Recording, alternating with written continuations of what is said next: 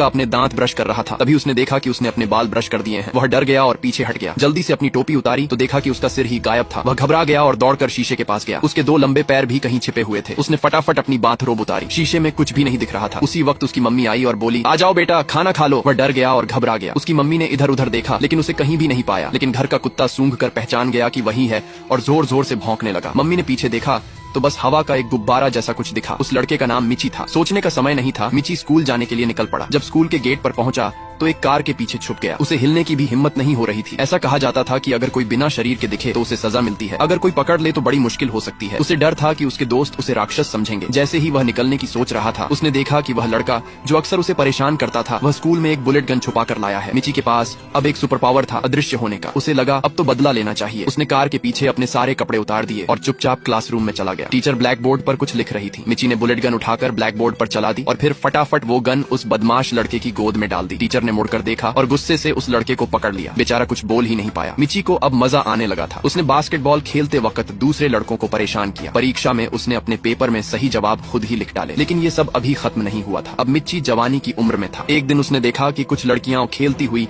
हंसती दौड़ती आ रही हैं। तभी उसके मन में एक बहुत ही अजीब और हिम्मत भरा ख्याल